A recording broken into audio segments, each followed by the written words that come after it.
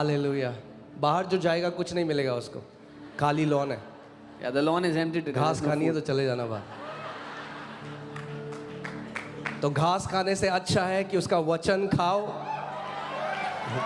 जो जीवन देने वाला है। It's better to eat His word which gives life than grass. Amen. Bible says be vigilant. Bible कहती है सचेत रहो। मैं ये भी आपको कह दूं, Let me also say this to you. और ये मैं जैसे मैं प्रार्थना कर रहा था, मुझे महसूस हुआ, मैं फीलिंग्स में नहीं, I perceived it in my spirit. When I was praying, मैंने अपनी आत्मा में ये इस बात को जान लिया। The warfare is going to intensify. जो लड़ाई है वो और ज्यादा गंभीर होने वाली है। मगर युद्ध हमारा नहीं, But the युद्ध यहोवा का है। battle doesn't belong to us. The battle belongs to the Lord. Amen. Amen. कितने बड़े लोग बड़ी गवाहियां चाहते हैं इस साल? How many people want big testimonies in their तो life? बड़ी गवाहियों के लिए the bigger the test, the bigger the testimony. तो जितनी बड़ी परीक्षा है उतनी बड़ी उसमें से गवाही होगी। कितने लोग बड़ी जीत देखना चाहते हैं? How many people want to see a big victory in their life? Amen. So तैयार करो अपने आप को, So prepare yourself. तैयार करो। मैं आपको बता रहा हूं, जैसे जैसे समयों में हम जी रहे हैं, अब कैजुअल क्रिश्चियन लोगों के लिए बहुत मुश्किल होगा। The times we are living in, it will be very difficult for casual Christians. बहुत सारे आप देखोगे जो केवल आते हैं वीजा लगाने के लिए, मेरा वीजा लग जाए, वो सब चले जाएंगे वापस। Many you see who come for a visa, they will go back. मगर जो ये सबसे पहले जानना बहुत जरूरी है कि प्रभु यीशु मसीह तू मेरा सच्चा धन है। But it's most important to first know, Jesus, you are my first, foremost, superior treasure. अगर मुझे जब यीशु मिल गया तो मुझे सब कुछ मिल गया। When I have found Jesus, I found everything. Amen. So हमें तैयारी करनी है। So we have to bar bar prepare. प्रभु का आत्मा मुझे यही कहता, It's like the Bible says He trains our fingers for battle. परमेश्वर मुझसे बार बार ये कहता है, वो हमारी उंगलियों को युद्ध लड़ना सिखाता है। क्योंकि याद रखो, बाइबल कहती है कि सतर्क रहो, क्योंकि तुम्हारा जो दुश्मन है शैतान, वो मौके तलाश रहा है कि कैसे तुम्हें फाड़ खाए। Because the Bible says, be sober, be vigilant, because your enemy, the devil, is looking for an opportunity to devour you. Resist him steadfast in faith. विश्वास में दृढ़ रहकर उसका सामना करो। एक ही तरीके से आप उसका सामना कर सकते हो जब आप विश्वास में दृढ़ हो। There's only one way to steadfastly resist him when you are steadfast in मैंने faith. आपको बताया था, हमारा जो एडवर्सरी है, हमारा जो दुश्मन है, उसके अंदर कोई दया नहीं है। I told you our adversary knows no mercy. He will not spare your family, he will not spare your kids. वो आपके परिवार को नहीं छोड़ेगा, आपके बच्चों को नहीं छोड़ेगा। But Jesus has given us authority over him. लेकिन यीशु ने हमें उसके ऊपर अधिकार दे दिया है। Amen. अगर अपने आप ही परमेश्वर डील कर लेता शैतान से, तो फिर कलीसिया को कभी ये अधिकार नहीं देता और ये नहीं कहता कि तुम उसका विरोध करो। विरोध हमें करना है, रेजिस्ट हमें करना है शैतान को। If God was going to on his own take care of the devil, he would not have given us the authority nor asked us to resist him. Amen. So एक सोल्जर की तरह जीना option नहीं है, हम सब उस लड़ाई में बुलाए गए हैं। So it's not an option to live like a soldier. We are all called in this battle. पौलुस को तिमोथी कहता है, विश्वास की एक अच्छी कुश्ती लड़। Paul tells Timothy, fight a good fight of अब faith. जानते हैं कुश्ती क्यों का है? वॉर खत्म हो चुका है। You know समझो इस बात को। why it's called a Yeshu wrestling? मसीह ने वॉर जीत लिया है। Why is it called a wrestling? Because the war is over. Jesus has already won the war. The war is over. The wrestling is still going on. But the rest, Because the wrestling is personal. मल युद्ध अभी भी चल रहा है, क्योंकि मल युद्ध जैसे शैतान लोगों के बीच होता आपके है। विरोध में आता है, आपके पड़ोसी के विरोध में वैसे नहीं आता। The way the devil comes against you personally, he does not come against your neighbor the same way. उसको पता है किसको क्या देना है। He exactly knows what to tempt one person with. Amen. इसीलिए हमें तैयारी करनी जरूरी है। This is why we have to prepare. Amen. सो जैसे मैंने कहा था, द हीट विल इंक्रीज. आग जो है वो बढ़ने वाली है, गर्मी बढ़ने वाली है. आमेन.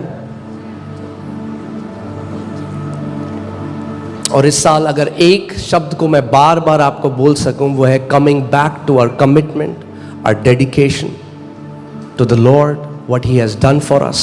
और हम बार बार उस वचनबद्धता पर, उस निर्णय पर वापस आते रहें, अपने आप को उसके लिए डेडिकेट करते रहें जो उसने हमारे लिए किया है. आमेन. ये ना भूलें कि मसीह ने हमारे लिए क्या किया, क्या उसने हमारे लिए सहा है.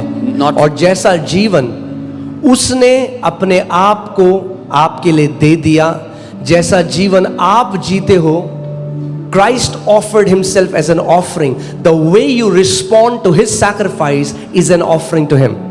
मसीह ने पहले से ही आपके लिए अपना बलिदान दे दिया, पर जैसा जीवन आप उसके लिए जीते हो वो आपका प्रत्युत्तर है, आपका बलिदान है उसके प्रति.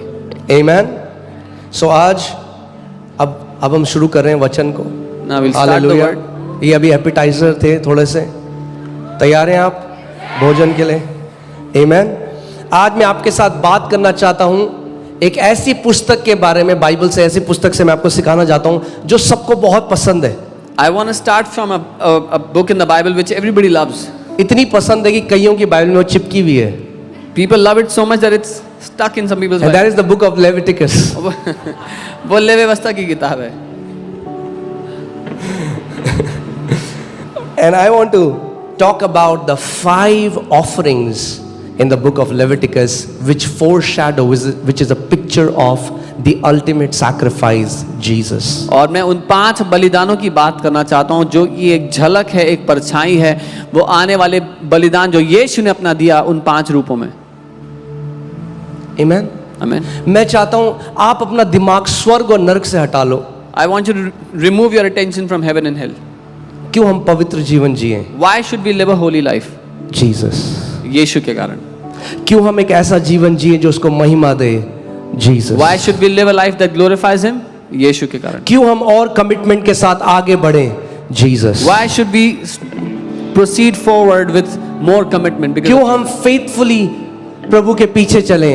Jesus. why should we walk after the Lord faithfully? यीशु के कारण.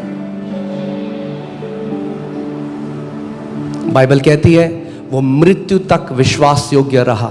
The Bible says he was faithful until death. और अगर हम कहते हैं हम उसके नाम से बुलाए गए हैं, जैसा वो है वैसे ही हम भी हैं. And if we say we are called by his name as he is, so are we. हम ये नहीं कह सकते हम उसके जैसे हैं और हमारा नेचर, हमारा व्यवहार, हमारा कंडक्ट बिल्कुल उल्टा हो उस मसीह से. We cannot say that we are like him, but our conduct, our behavior is exactly opposite to him. हाँ, अगर आप देखें कोई व्यक्ति कहे मैं बीजेपी सपोर्टर हूं और आप देखें उसने यहाँ पे कांग्रेस का वो पहना है लोगो, तो आप कहेंगे कुछ गड़बड़ है. If you see someone who says I'm a BJP supporter and if they are wearing a Congress emblem here, you will say there's something wrong. समझने वाले समझ जाएं. ओके, Hebrews 10:1, इब्रानी 10:1. क्योंकि व्यवस्था जिसमें आने वाली अच्छी वस्तुओं का प्रतिबिंब है पर उनका असली स्वरूप नहीं. मेरे पीछे बोलो, असली स्वरूप नहीं. यानी जो कुछ आप लय व्यवस्था में अब जो 5 बलियां आप पढ़ेंगे वो क्या है? वो आने वाली वस्तुओं का प्रतिबिंब है परंतु असली स्वरूप नहीं है. For since the law has but a shadow of the good things to come instead of the true form of these realities, so when you read the law, it is only a shadow of the things that will come, not the true reality of it. असली स्वरूप नहीं. इसीलिए उन एक ही प्रकार के बलिदानों के द्वारा जो प्रतिवर्ष अचूक चढ़ाए जाते हैं पास आने वालों को कदापि सिद्ध नहीं कर सकती. So it can never, by the same sacrifices that are continually offered every year, make perfect who draw near. Amen. अब जब हम पुराना नियम पढ़ते हैं When we read the Old Testament, तो हम नए नियम के प्रकाशन से पुराना नियम पढ़ते हैं. we read the Old Testament through the revelation of the New Testament. अब हमारे पास सब्सटेंस है. Now we have the substance. क्या बोलेंगे? असलियत है जो मसीह है। We have the reality that is Christ. तो अब हम पुराना नियम जब पढ़ते हैं तो हमें पता लगता है कि वो सारी चीजें क्यों लिखी गई हैं। So now when we read the Old Testament, we understand why all those things were written. प्रभु यीशु मसीह ने कहा मूसा और व्यवस्था में किसके बारे में लिखा गया है? किसके बारे में लिखा गया है? मेरे बारे में लिखा गया है, यीशु मसीह ने कहा। Jesus said, the law and Moses testify of me. तो अब जब आप पढ़ते हो कि यीशु ने कहा कि मूसा की व्यवस्था में मेरे बारे में लिखा गया है, तो अब आप ढूंढो व्यवस्था में यीशु मसीह कहाँ है। So when you have read that in the book of Moses, it talks about me. Now you find out where it talks about him. तब मजा आएगा पुराना नियम पढ़ने में। Then you will enjoy reading the Old वरना Testament. आप कहोगे ये क्या लिखा है? Otherwise you will say, what is written? किसके बारे में लिखा है पुराने नियम में? Who is it written about in the Old Testament? मुझे लग रहा है थोड़ा इंटेंस फास्टिंग चल रही है। किसके बारे में लिखा है पुराने नियम में? Who is it written about? Amen.